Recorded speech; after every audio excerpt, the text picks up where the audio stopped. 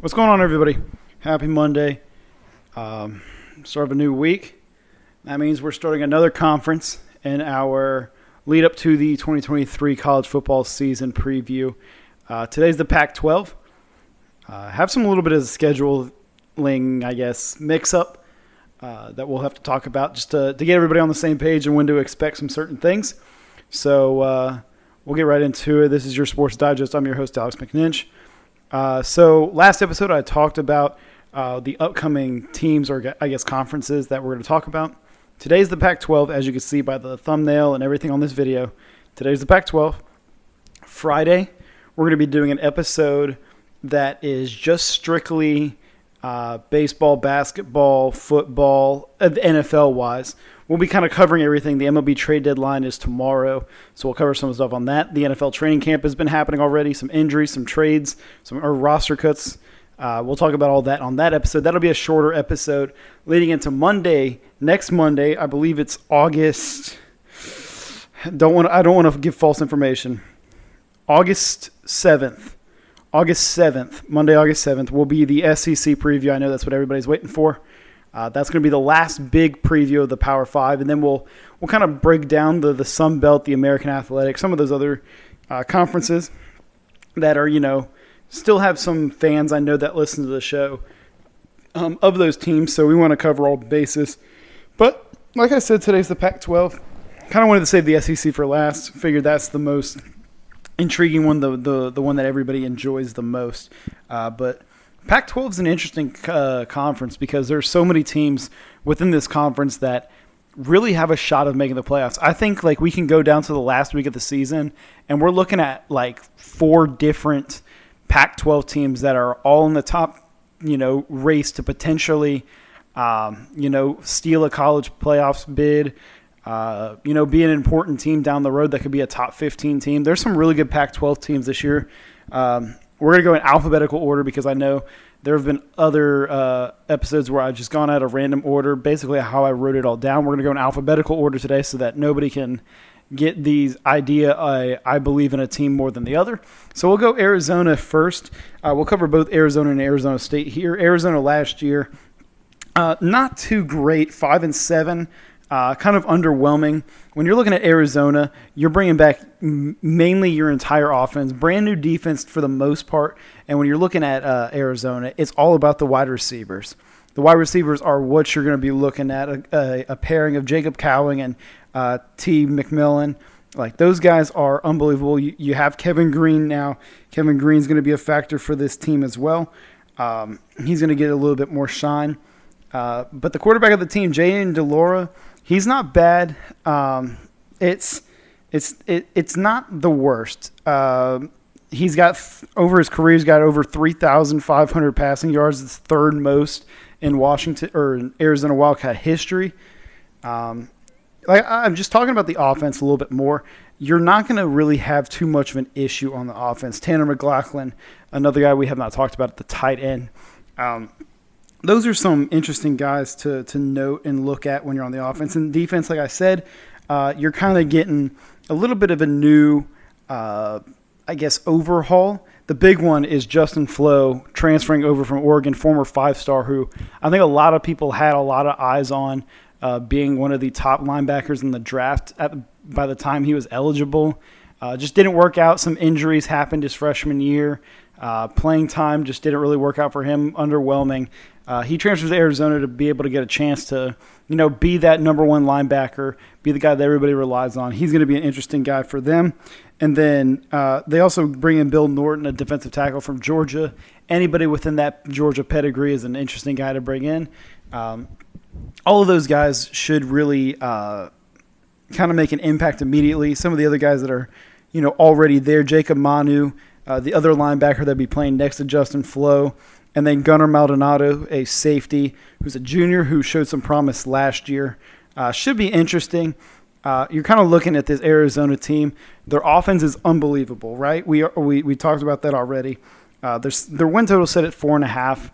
We're looking at probably another 5-7 season if we're Arizona. And you're probably wondering, what you hyped up this offense so much. Why are you looking at 5 wins? I just don't think, in comparison to other offenses in the Pac-12 that we're going to get to, and defenses, I guess, in the Pac-12 and other conferences they're going to play.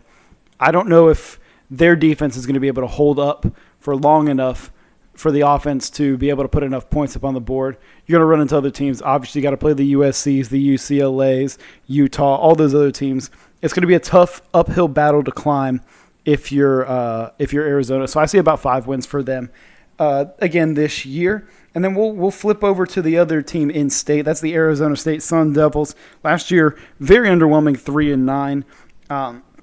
But they get rid of the whole coaching situation. If you remember what happened last year, they get rid of the whole coaching situation. They bring in Kenny Dillingham, the former offensive coordinator at was he an offensive coordinator at Oregon? I guess he was just an assistant. I don't even remember. Yeah, offensive coordinator. Jeez. Great podcast host that I am. Don't even know what this coach specialized in. Offensive coordinator from Oregon comes over and is looking to reshape this Arizona State team. Last year had Emory Jones at quarterback. Didn't really go so well, so he left. You're looking at a couple of guys leaving for them. Some guys to note about returning. Elijah Badger at wide receiver. He's going to be the kind of guy you want to look for, 6'2", 190 at a junior. Had 866 yards, 7 touchdowns last year. Just a proven guy on that offense that's returning that, has a good chance to make an impact alongside Jalen Conyers, another tight end for them who is really good. Started to get some shine towards the end of the year last year and was fantastic for that team. So look out for Jalen Conyers to be a guy next year for Arizona State. And then you flip over to the defensive side, Michael Matus, a D-end, a senior who hasn't gotten a full starting opportunity now, will his senior year, is supposed to be the guy to be the big run stopper for this defense. He tore his ACL back in, I believe, 2021. So hopefully this is his year to be able to kind of bounce back and prove that he is still that force on the defensive line. Also bringing back Chris Edmonds in the secondary. Your secondary, you're bringing back most of the guys. Whether that's a good thing or not, coming from a 3-9 team, I don't know. But you're returning 5 or 4, I guess. 5 of your returning starters on the secondary from last year's team. The most notable out of those, Chris Edmonds and Jordan Clark. Chris Edmonds, a little bit more notable than Clark. I like Chris Edmonds going forward as a prospect, 6'2", 215. He's a senior. Still can run and hit pretty well, but obviously with a new coach, that means you're bringing in more players. And the big one to bring in is your starting quarterback this year, and Drew Pine coming over from Notre Dame. He was okay. He's probably going to be the starter, most likely. Okay career at Notre Dame. I expect in this offense that Dillingham is going to run. He's gonna shine a little bit more than he did in Notre Dame's offense. So I like Drew Pine here a little bit more than I did before. And then obviously they bring in another quarterback out of the recruiting class, I guess, and Jaden Rashada. And if you know anything about Rashada and you know anything about me, I'm a Florida fan. So I know Jaden Rashada all too well and his whole situation all too well. If you don't, he was originally committed and signed to Florida. And then a month or so after he signed his letter of intent, asked to get out of the letter of intent. Whole NIL situation is what it said. There were some numbers thrown around saying he wanted $10 million, which a lot of those have been debunked, whether you want to believe it or not. It's just a whole messy situation around him. He ultimately ends up going to Arizona State, where I believe his dad played, or somebody related to him played here or was from here. So there's the connection with that. Whether Drew Pine plays well or not, Rashada could take over at the end of the year or end up playing next year, which I think he's a little bit more suited for playing down the road a little bit. You also bring in on the defensive side Xavier Alford, a safety from Texas, who is going to be kind of the notable guy on defense as well there. And then Travion Brown, a linebacker from Washington State, who is going to be the guy up the middle with Will Schaefer. That's going to be pretty good. You're kind of looking at this team, and it's like, all right, you got a new head coach. They're over or under set at 4.5. You're probably around 4 or 5 this year again if you're Arizona State. It's just you don't know with a first-year head coach. If Drew Pine plays incredible, obviously this changes the whole situation.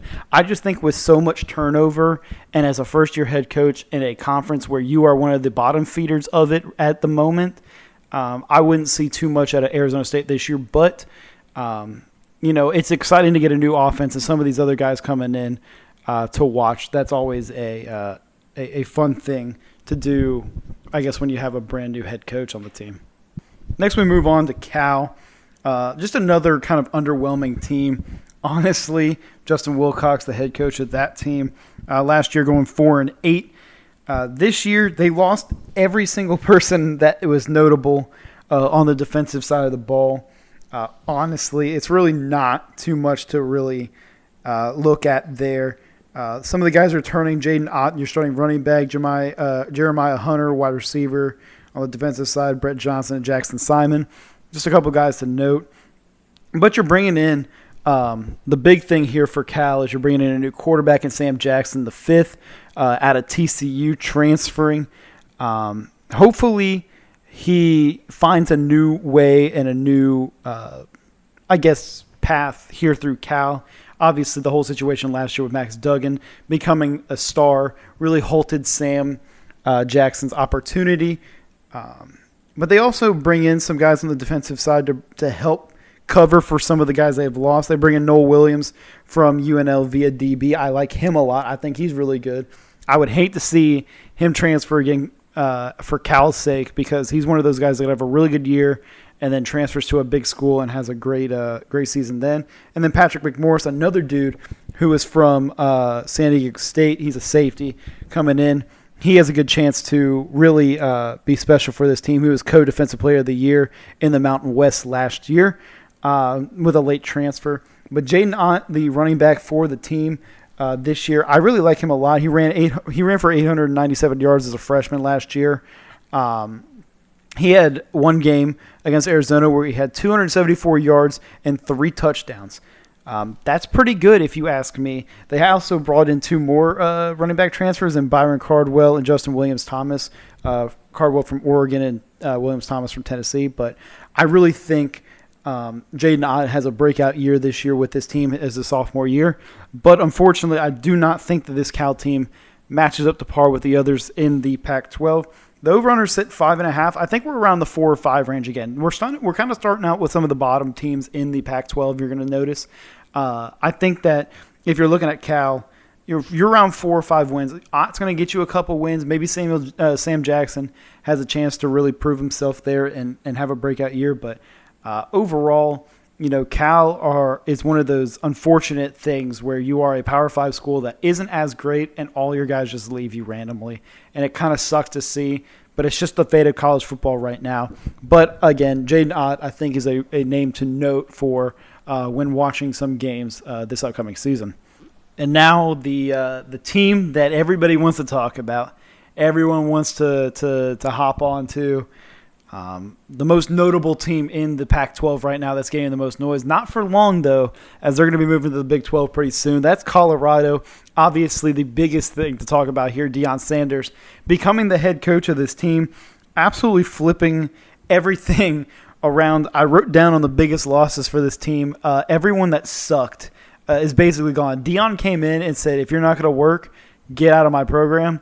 And that's what happened. Everyone entered the transfer portal the next day. But it's not like Deion did not bring anybody with him or even keep guys from the prior team, as 3 of the 5 offensive linemen are returning from last year's team, which, again, don't know whether that's a good thing or not because they won 1 game last year. 1-11, yes, Colorado was. Obviously, that is why the coach got canned, and the whole situation is what it is.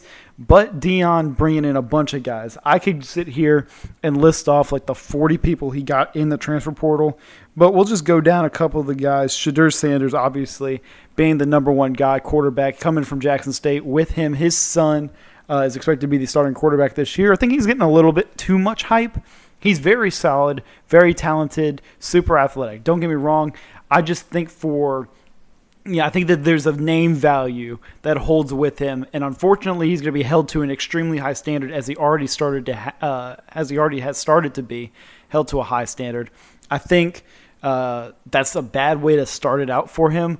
Although I think he is very talented, I would just hate it for him when he isn't as good to start off, because it's the transition from the FCS level at Jackson State now to an FBS Power 5 level, where you're playing TCU week 1, Nebraska, and then obviously the Pac-12 schedule after that.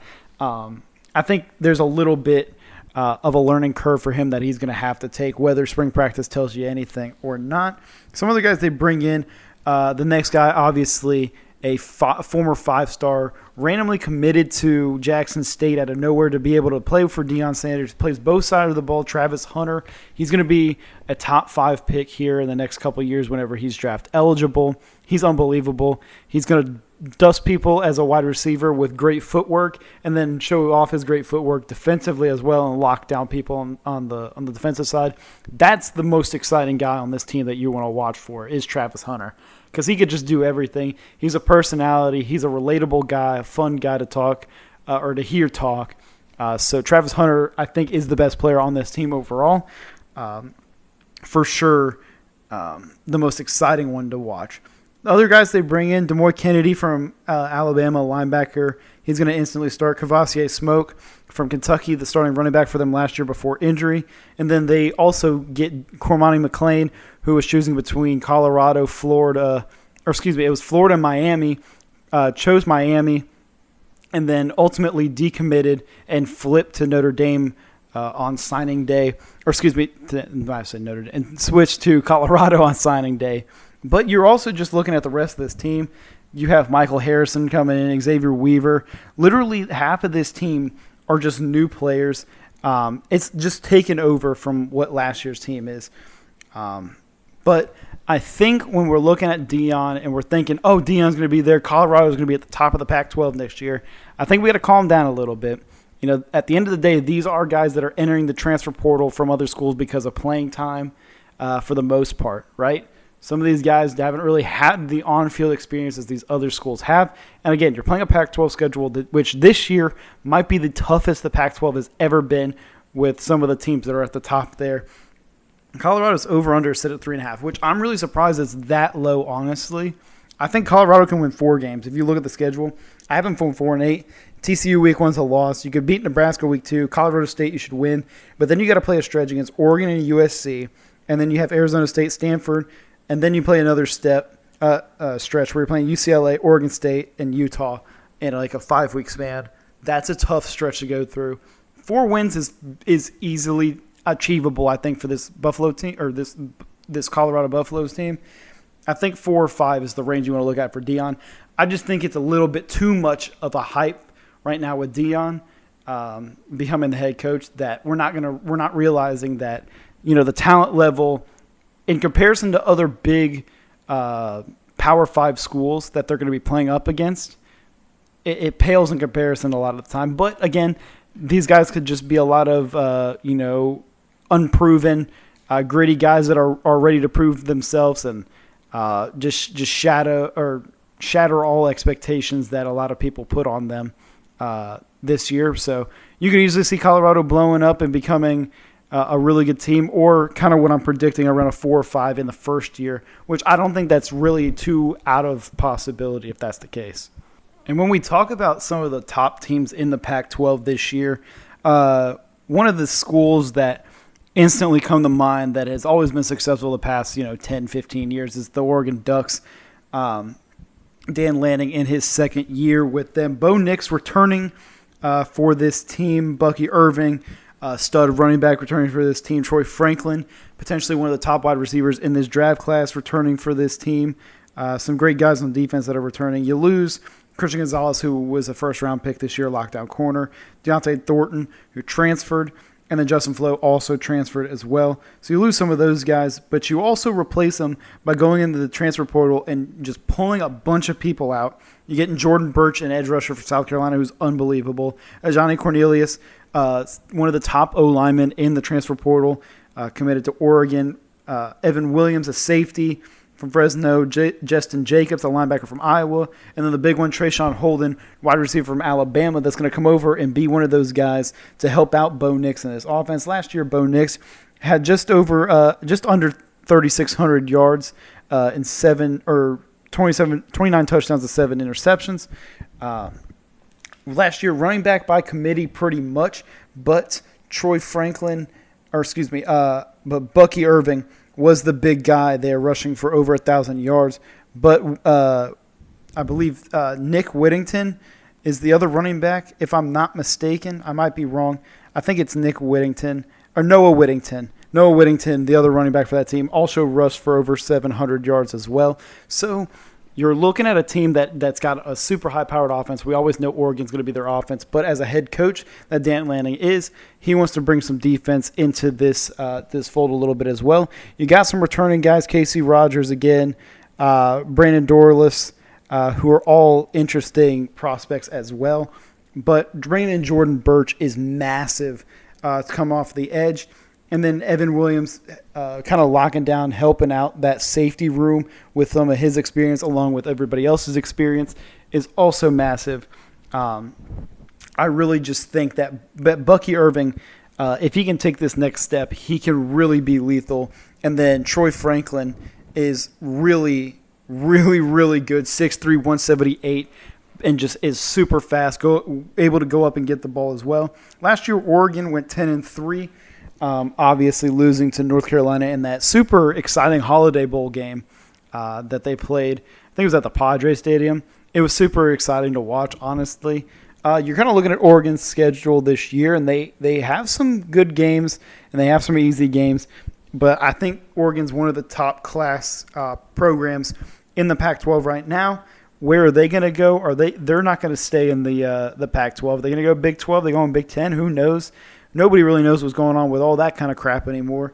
But Oregon's wins are set at 9.5. I think we're looking around 9 wins. I think that when it comes down to all the top 4 or 5 teams in the Pac-12, they're going to have to cancel off each other at some point. So you're looking around the 9-win range if you're Oregon, and I think that's a successful season. Sure, Bo Nix, you didn't expect him to come back. He did come back. Now you got to find a way to keep putting these different types of weapons around him and keep him healthy. That's the big thing with Bo Nix. He loves putting his body at risk, which causes his health to really plummet, honestly. I just think that Oregon is too well coached and too prepared and too skilled to not, exceed expectations that already are for them this season. But we're then also going to go right across and stay in state, and we're going to go with another team that I think potentially a lot of people think are even better than Oregon is this year, and that's Oregon State. And Oregon State's super interesting. Obviously, we all know DJ Uiagalelei transfers over from Clemson, going to take over at starting quarterback for them. But the big thing to note, entire offensive line returns. A couple of your weapons are returning as well. Some great returns on the defense. Damian Martinez at running back is your big guy, but on the defensive side, James Rawls and Sion Lolohea, I believe, on the defensive line is really good. And then Keaton Oladipo, I don't know if he's related to Victor or not of the Miami Heat, but he's the big guy at safety to kind of talk about. But Damian Martinez was unbelievable last year as a true freshman, 982 rushing yards, 6.1 yards per carry, 7 touchdowns. Obviously, Goldbranson was the quarterback last year, but DJ comes in, gives some experience that he had at Clemson, now brings it into a heavy offense conference in the Pac-12 where some defenses aren't going to be as great as ACC defenses. So maybe he's going to be able to have a chance to sling the pill around a little bit more. But you also have Anthony Gold and Jake Overman as your 2 big guys returning on the offensive side from last year that were already starters. And then you also add in the portal a couple more guys for the defensive side as well. And Kezzie Howard, who's a 4-star D lineman, he's going to come in, could be an impact, see him as a rotational guy pretty early on. And then Oluwasu Omomosho, an edge from Wyoming who was super skilled there last year. He has a chance to really break out with this Oregon State team. The expectations for this Oregon State team are pretty high. They have them at 8.5 wins. as their over-under. They went 10-3 last year. We're probably looking around 8-9 for them. 8 or 9. Sorry, not 8-9. 8 or 9 wins for them this year. I just think that this team is too veteran-led on the offense. The offensive line, that is a big key to have your entire offensive line return. Already know the system, already know the offense, and then getting an experienced quarterback. Say what you will about DJ, his decision-making, his arm talent, sure, it might not be the greatest. It wasn't the greatest at Clemson. He definitely did not live up to the hype and expectations that were set for him. But I think, maybe a change of scenery, kind of going back to the West Coast, really gives him a chance to kind of, refresh his mind, get a new offense, have some new weapons, and maybe make a different run at this thing for himself and his career. I think this can benefit him a lot. I like Oregon State this year, and this is what we kind of need in the Pac-12, having a bunch of teams that have a chance to make a run for something or compete and make it competitive, because once all the games finish that are the 7 o'clock slate, a lot of people turn the TV off. Now there's going to be a reason people want to watch at 8 or 9 o'clock at night, because these types of games are on, and Oregon State is one of the top teams in this conference for this upcoming season. And now, after talking about a couple of good teams here in the Pac-12, we kind of dipped down a little bit, we're going to talk about Stanford, who really has been known in the past 10 years to have some good teams and good program overall, but there have been some turnover at head coach. Troy Taylor coming over from Sacramento State at the FCS level. It's an interesting period for Stanford. You lose about every single player on your team, 6 returning starters, including your kicker, which that's important. So Stanford loses half their offensive line. Your linebacker core is gone. Some of the guys that are returning, though, E.J. Smith, your starting running back, he's a senior. You can't even say he's returning back to this offense, because it's a brand new offense pretty much. That sucks. Benjamin Urasek, who's a tight end for this team that I really like, honestly, 6'4", 242 as a senior. I really like him. He's an all Pac-12 caliber type of player, honestly. Keep an eye out for Benjamin Urasek. And then David Bailey as your edge rusher for this team. He's a 6'3", 240 sophomore who's starting to become a star for this team. One of the bright, lights of this team in a time where a lot of guys are not there anymore. But luckily, with a new head coach, yeah, sure, you have some departures, but you have some guys that are coming in. The big guy, Tiger Bachmeier, a 4-star wide receiver who honestly could have been ranked higher. According to a lot of people, he was an early enrollee, really was able to learn this offense. They're really going to be relying on him this year as a true freshman, starting 6'1", 190, super skilled for this team. And he's going to be thrown the ball by a man by the name of Ari Patu. Ari Patu, don't really know much about the guy. Honestly, he really hasn't put in too much tape or really anything about him that helps me learn who he is and how good he is. I'm just going to suspect that when trying to read about him, there's not much good, that he's not as great. I don't really know too much about the guy, unfortunately. Their offense last year was not very good, but the passing yards were really good. So maybe with a new head coach, I don't know necessarily how Troy Taylor runs his offense back at Sac State. That's on me for not studying that film too much. But I don't want to give up on the guy the quarterback, that means, in Ari Fatu. I don't want to give up on him just yet, just because I don't have much tape on him. Some other guys that are coming in, Gaethon Bernadette, a linebacker from FIU, and then Jayshawn Frosto Ramos, a 4-star DB who might be called on pretty early to be one of the top guys in this DB room, that you really don't know what kind of talent you're getting with a couple of older guys on there and some young guys as well. Stanford last year went 3-9. Their line is set at 3.5 this year. Unfortunately, if you're a Stanford fan listening to this or seeing this at all, I'm sorry, your team's not going to be that great this year.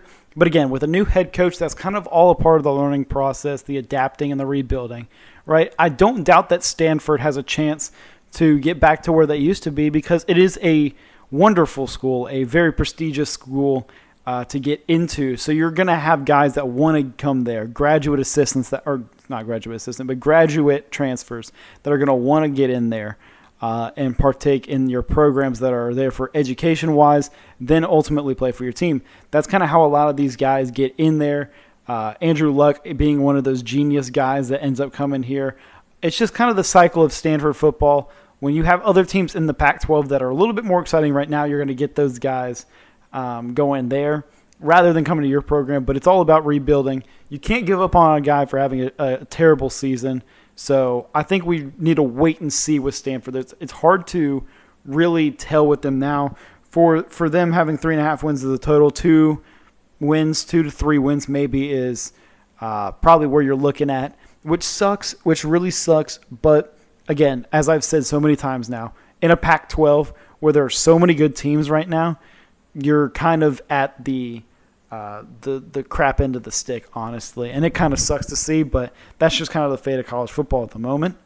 And honestly, since we're kind of here, we're going to skip. I know I said I was going alphabetical order, but we're going to skip to the last team in the alphabet, I guess, because I want to talk about the other 3 to 4 teams all in an order because they're really good. We're talking about Washington State, who they're not going to be bad. They're just not going to be the level that these other schools are. Talking about Washington State, you lost Francisco Magua, who transferred to, I believe, Miami. Deshaun Stribling left as well. Jared Kingston also left. But the big thing is you're returning your starting quarterback in Cameron Ward, who is awesome. He's got super crazy arm talent, and he's a great guy on his legs as well. He's going to be a name to watch for Washington State this year. Maybe a transfer portal. I don't want to say it too loud because I hate saying that people are just going to run to a new school with a better record and stuff like that. I hope he stays here, but he is the prototypical guy that is going to enter the transfer portal next year. But I really like him a lot, and he has his favorite guy, his favorite target, Lincoln Victor, a wide receiver, 5'9", 190 senior. He's a little shorty, but we don't discriminate the short kings over here. He's going to be his favorite target, as he was a lot of last season. They also bring back their starting running back in Nakia Watson. A lot of their offensive line returns. Flipping over to the defensive side of things for them, Ron Stone Jr., kind of the guy on the defensive line to make the most noise, create the most havoc. And then Charles Smith-Wade leading up that kind of experienced secondary with a great safety duo in Jaden Hicks and Sam Lockett. Charles Smith-Wade is going to be the guy that's going to be set on the number one receiver each time. But for Washington State, they said, hey, we have a really good quarterback who has a really good arm. Let's get him some weapons. They went and got Kyle Williams, a wide receiver from UNLV, and they got Josh Kelly, a wide receiver from Fresno State. That is a really good wide receiver room. So getting Josh Kelly is a really big get for them. He's going to be a huge help for this team. And then on the defensive side, they got Ahmad McCullough from Maryland. We talked about him transferring out as being a big loss when we talked about Maryland. And then Devin Richardson, a linebacker from Texas. Both of those guys are going to be your 2 big linebackers in the middle with other Power 5 experience against really, really, really solid teams. You're looking at Washington State, and honestly, I said that it's a little bit of a drop-off, but Washington State's not even that bad. Their line is set at 6.5 wins, but unfortunately, again, it's a top-heavy Pac-12, and Washington State has to play Wisconsin out of conference. They got to play Oregon State, UCLA, Oregon, Colorado at home, and then Washington. It kind of sucks for them. I think they could do better than 6.5 wins. I think they can go 6 or 7 maybe. I just think, again, top-heavy. I've said it so many times, but it's just a top-heavy Pac-12, and unfortunately they're kind of at the mediocre stick. They're going to be one of those teams that are just outside of this really good group that it's like, okay, hey, Washington State, they can make some noise. They can be that trap game for Oregon State early on in the season. If Colorado's having a really good year, they could be that trap team for them. Whatever, I like Cameron Ward a lot. I think he's got a lot of talent and super exciting to watch coming up. And now we're going to move on to the really big teams that are going to make some noise. This team being the worst of the other 4 we're going to talk, or the other 3 we're going to talk about, in UCLA. A lot of turnover coming in UCLA, especially more on the offensive side. You lose Dorian Thompson-Robinson, your starting quarterback. You lose Zach Charbonnet, your stud running back. And then you lose Jake Bobo, your star wide receiver. So now you got some turnover. And what do? You go and look into your recruiting class. You bring in a 5-star, one of the top quarterbacks in the class, Dante Moore. You have Ethan Garbers, who's going to be your starter. At the moment, I think we could probably see a chance where Dante Moore ends up starting, maybe, depending on how he ends up playing. But they also get Kent State transfer Colin Schlee, who, maybe – is that depth piece. I guess I don't really expect to see him do too much for the team. But they also bring in a lot of other guys for this team. They bring in Keanu Williams on the defensive line. They bring in J. Michael Sturdivant, another wide receiver who is probably your number one guy right now. The expectations are high with him coming into the program. Jordan Anderson, who's a stud safety coming from Bowling Green. He was awesome for Bowling Green last year. And then we stay in the MAC, and we bring over a guy that may not mean anything to anybody listening right now. But to me and my betting purposes and my random action that I watch during the week, Carson Steele, a running back from Ball State. He's got long, precious locks coming over, the big blonde man. He is unbelievably underrated. Like, he is a bowling ball running through the offense, standing up for the culture. He's got to do what he's got to do. I love Carson Steele a lot. He's going to be probably the number one guy, splitting some reps with TJ Harden on this offense at running back. But I really, really like him a lot to really put that team over the top when it comes to the running game. And then another guy to talk about on the defensive side, Leetu Latu, who is really solid, 6'4", 265 senior, going to be working on that edge on the D-line, being a great pass rusher. You can see his name in the NFL draft after this season as well. UCLA and Chip Kelly last year went 9-4, losing in the Sun Bowl to Pitt in a really close game. I think you're looking at them this year with the over-under set at 8.5. You're looking at 8-9, probably 9. I'd bet on more. I foreshadowed. It depends on if Dante Moore is your guy or not. If he is, I see that 9.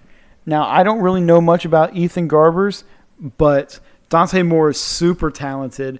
Either way, at quarterback, you're still looking at an 8-9 win team. I don't think it's going to be an unsuccessful season for UCLA. I just think it might change depending on who is at quarterback and how that quarterback performs.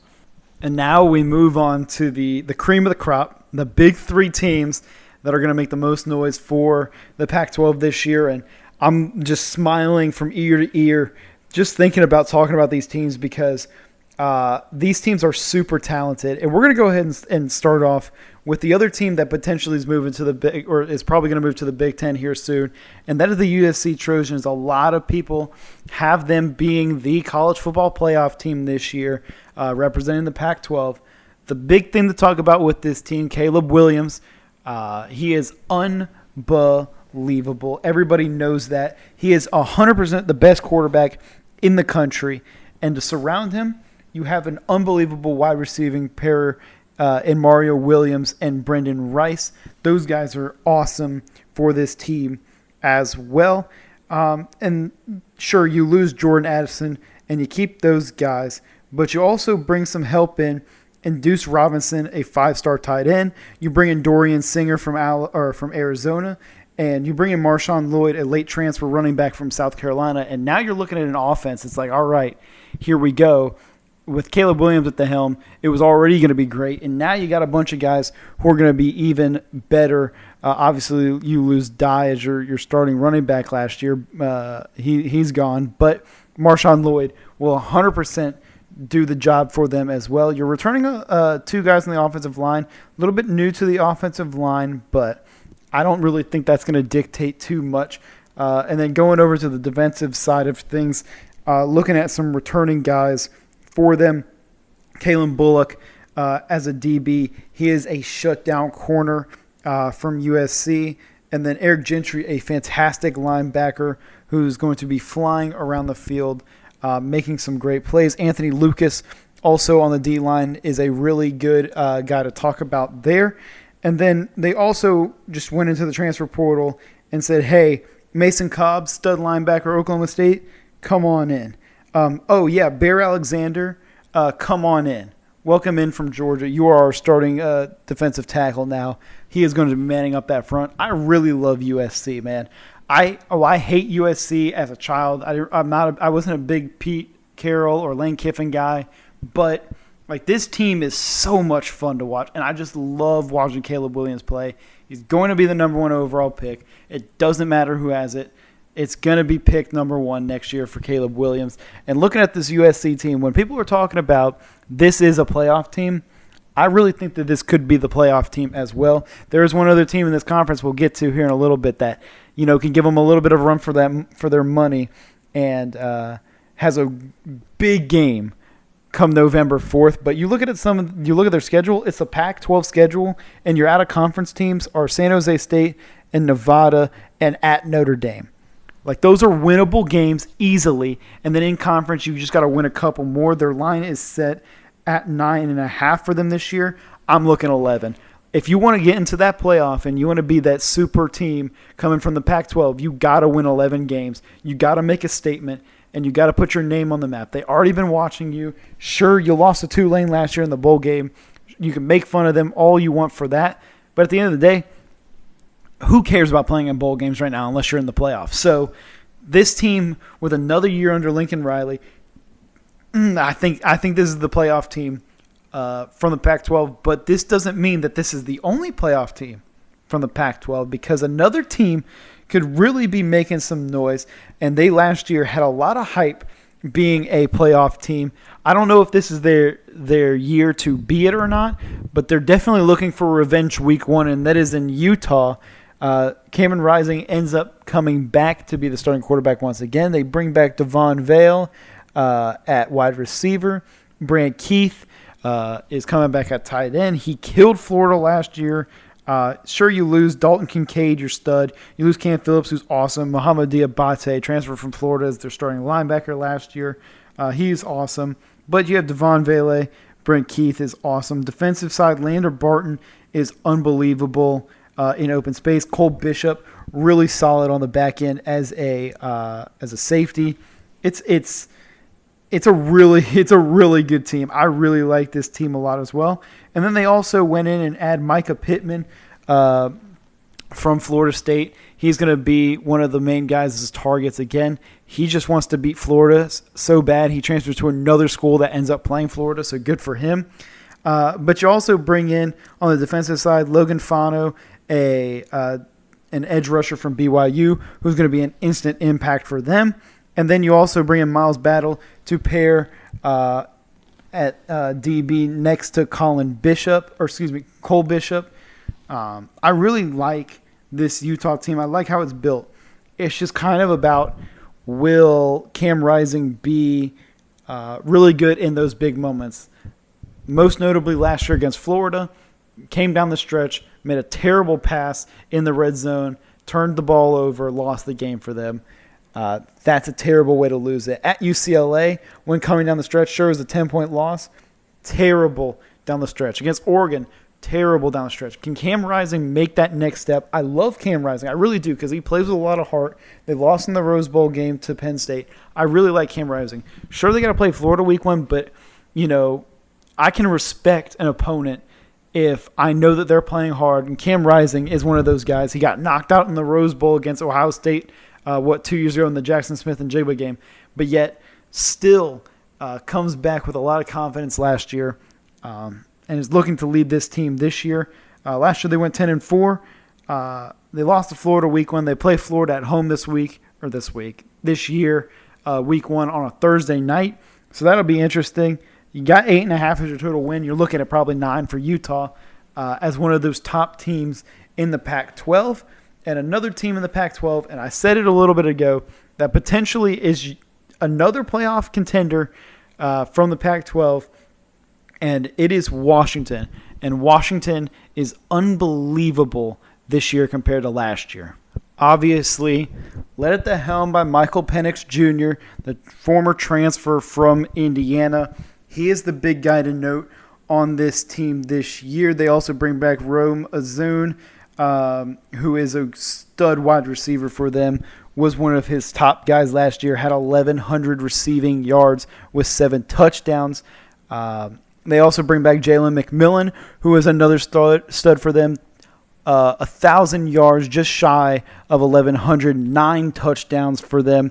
Jalen Polk was awesome for them last year, just shy of 700 yards receiving, 6 touchdowns. You're bringing in, I guess, kind of a new running back to be the starter. In Cameron Davis last year, he ran for 522, 13 touchdowns, but that doesn't mean that he doesn't have experience. I love Washington, and that's not even me getting into the defensive side of things, where we're going to be talking about Braylon Trice, who is an awesome edge rusher, 9 sacks last year for this team. He was unbelievable. And then Asa Turner, who is a safety, lockdown, had the team leading 2 interceptions last year for them as well. He's really good. And then they went and made some additions as well. They bring in Jabbar Muhammad, a DB from Oklahoma State. They bring in Caleb Presley, a 4-star defensive back, and then to help bring up that running back room a little bit with only one guy in Cameron Davis. You bring in Daniel Ngata, a running back from Arizona State we talked about a little bit ago. This team's really, really solid. You also add Austin Mack, a 4-star quarterback, 6'6", 210, but you're not going to worry about him this year unless Penix gets hurt. I love this Washington team. Again, there's something about me and loving these lower conference, super studded out teams like the USC, like the Washington, like Oregon State, USC, Oregon. Like a lot of people crap on the Pac-12 and how they're everyone hypes them up, but they're not eventually that good in comparison. Like, sure, obviously the SEC, the Big Ten, the Big 12, I guess even just the SEC and the Big Ten rule all, honestly. There's ACC that can compete. ACC, I guess you can group them with the SEC and Big Ten as well. But should they talk about the Pac-12 like it's like, I don't know, like the MAC conference, when it's not. They've got really good teams. And Washington being one of them with a former Big Ten quarterback in Michael Penix Jr. They're going to be awesome. Last year they went 11-2. They won their bowl game against Texas in the Alamo Bowl. Their over-under is set at 9.5.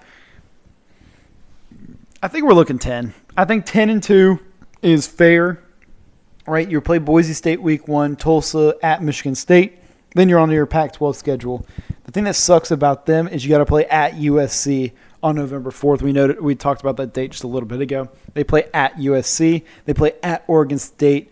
But luckily they play at home against Oregon and Utah, which is going to be huge for them down the stretch and trying to get wins. But, man, I really love some of these Pac-12 teams. For how long the Pac-12 is going to exist, we don't know. Who's going to be coming into the Pac-12 next? Who knows? But for right now, we know that USC, Washington, Oregon, Oregon State, and Utah, and even UCLA are your prime 6 schools. And talking about prime, obviously everybody wants to watch out for Deion Sanders' prime, being the new head coach and what he's got going on over there at Colorado. We've talked about all the Pac-12, man. We've talked about it all. I've given you some predictions. I've given you some ideas on who to look out for, who's going to be some notable guys. But now we're moving on to the final Power 5 team Power 5 conference that everybody wants to know about. So I can't wait for you guys to tune in next Monday where we're going to talk about the SEC. Don't forget, though, I will have a short episode either Thursday or Friday, depending on when I feel like posting it. Maybe give it a couple of days for people to listen to. It's just going to be around like a 15, 20-minute episode. Honestly, just kind of giving some thoughts on the MLB trades, NFL training camp. There's a whole situation with my new favorite team. Not like it's wild, but next Monday, the big thing to know, the SEC starts. I'm a Florida fan. I know a lot of you guys, LSU fans, Tennessee fans, Alabama fans, Auburn fans, Mississippi State, don't matter. Everyone's going to be listening to that episode. I know I can't wait to talk about it because the SEC is what I have the most knowledge in from watching the most games. So I hope all you tune into that one. I hope you all enjoyed this one. Tune into the one this upcoming weekend, even if it's just like for like a 10-minute listen. You want to skim through it and hear what you want to hear talk about, I guess. Go ahead. I would appreciate it no matter what, but I always appreciate you guys listening. No matter what the circumstance, whether you just listen to a couple things or not. If you made it the whole way through, you have no idea how much that means to me. So 50 minutes of me just talking for no reason means a lot if you're listening. So I appreciate you guys as always. Again, stay on the lookout for the upcoming episode at the end of the week. SEC next Monday. Enjoy your week. I'm Alex McNinch, and you just got your Sports Digest.